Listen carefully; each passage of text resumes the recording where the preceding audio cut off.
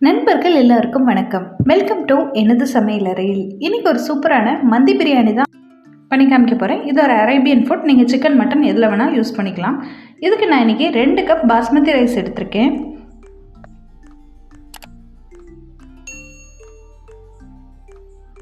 இது தண்ணி ஊற்றி ஊற வச்சுக்கலாம். இதுக்கு ஊற வைக்கிறதுக்கு டைம் கிடையாது, குக் பண்ணுறதுக்கு முன்னாடி ஊற வச்சா போதும். இதை ஒரு சைடு வச்சுக்கலாம். இன்னொரு பாத்திரம் எடுத்துக்கலாம். இதில் நான் இன்றைக்கி பிரெஸ்ட் பீஸாக சிக்கன் ஒரு 4 பீஸ் எடுத்திருக்கேன். இது அப்ராக்சிமேட்டாக ஒரு 1/2 கிலோ இருந்தது.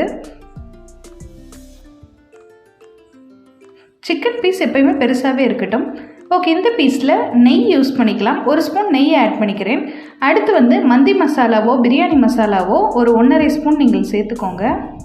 மந்தி மசாலா தான் வேணும்னா ஆன்லைனில் கிடைக்கும், கேரளா சைடும் கிடைக்கும். பிரியாணி மசாலா டிஸ்கிரிப்ஷனில் லிங்க் கொடுத்துருக்கேன். கடைப்பொடி கூட நீங்கள் யூஸ் பண்ணிக்கலாம். 1 ஸ்பூன் உப்பு சேர்த்துருக்கேன். ஜிஞ்சர் கார்லிக் பேஸ்ட்டு, இஞ்சி பூண்டு பேஸ்ட்டு 1 ஸ்பூன் சேர்த்துருக்கேன். அடுத்ததாக அரை லெமனோட ஜூஸை உள்ளே சேர்த்துடலாம்.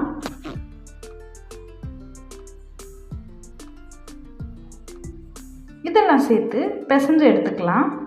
இது ஒரு 2 மணி நேரமாச்சும் நல்லா ஊறணும். நீங்கள் ஓவர் நைட் கூட ஊற வச்சு ஃப்ரிட்ஜில் வச்சிடலாம்.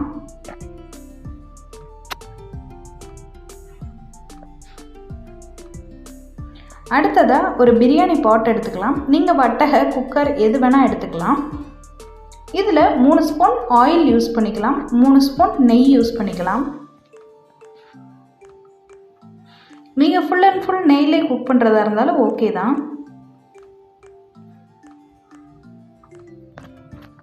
தேங்காய் எண்ணெய் யூஸ் பண்ணால் ஒரு நல்ல ஃப்ளேவர் கிடைக்கும். இதில் ஒரு பட்டை, 2 கிராம்பு, 2 ஏலக்காய் உள்ளே சேர்த்துருக்கேன். இது ஒரு மிக்ஸ் பண்ணிக்கலாம். வெடிக்கட்டும். இதில் நான் இன்றைக்கி 2 பெரிய வெங்காயத்தை உள்ளே சேர்த்துருக்கேன். வெங்காயம் மீடியம் சைஸான வெங்காயம் தான். வெங்காயம் கோல்டன் ப்ரௌனாக வதங்கணும்னு அவசியம் கிடையாது. இது லேசாக கண்ணாடி பதமாக வதக்கி எடுத்தால் போதும். பாருங்கள், கண்ணாடி பதமாக வதங்கிருச்சு. இந்த ஸ்டேஜில் நம்ம ஊற வச்சுருந்த சிக்கன் பீசஸை உள்ளே சேர்த்துடலாம். சேர்த்து ஒரு மிக்ஸ் பண்ணிக்கோங்க. மிக்ஸ் பண்ணிவிட்டு இதை ஒரு லிட் போட்டு மூடிடலாம்.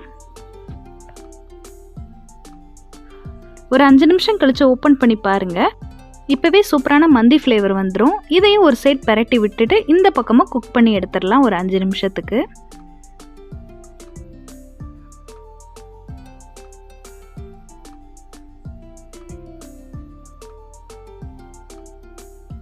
அஞ்சு நிமிஷம் கழித்து பார்த்துடலாம். பாருங்கள், நல்லா ஃப்ரை ஆயிடுச்சு. நல்லா கோல்டன் கலர் சிக்கன் ஃப்ரை ஆயிடுச்சு.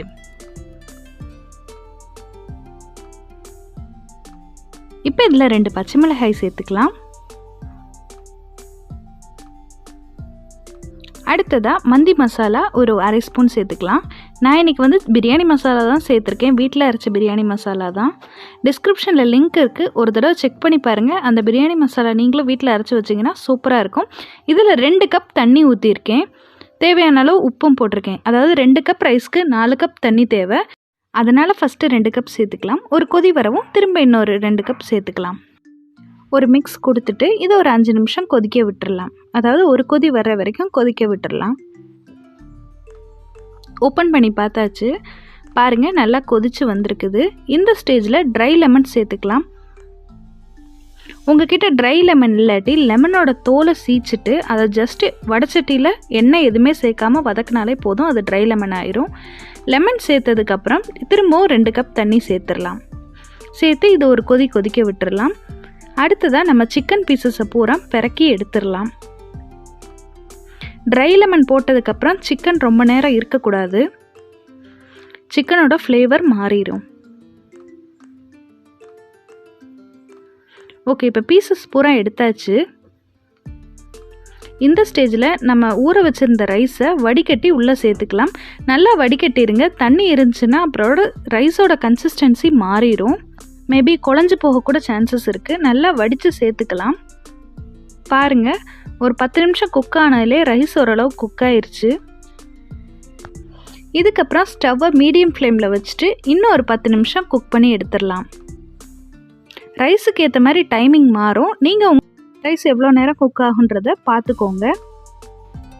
பாருங்கள், எனக்கு கிட்டத்தட்ட ஒரு 20 நிமிஷத்துலேயே நல்லா குக் ஆயிருச்சு.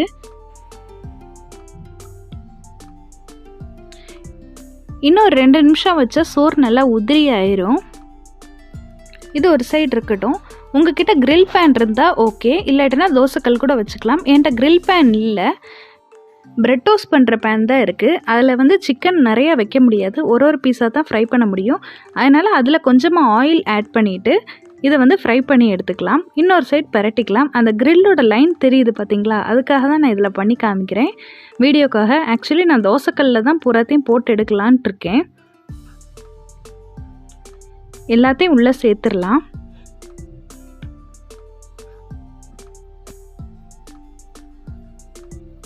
எண்ணெய் டீப் ஃப்ரையாக தேவையில்லை, ஷாலோ ஃப்ரை பண்ணுற அளவுக்கு ஆயில் யூஸ் பண்ணாலே போதும். இதை இன்னொரு பக்கம் பெரட்டி விட்டு எல்லாத்தையும் குக் பண்ணி எடுத்துக்கலாம்.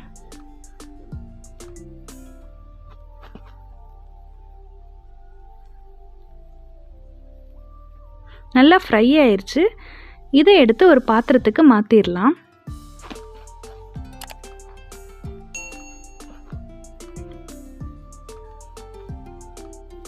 அடுத்ததாக நம்ம தாளித்து வச்சுருந்த ரைஸில் சிக்கனோட பீசஸை வச்சிடலாம்.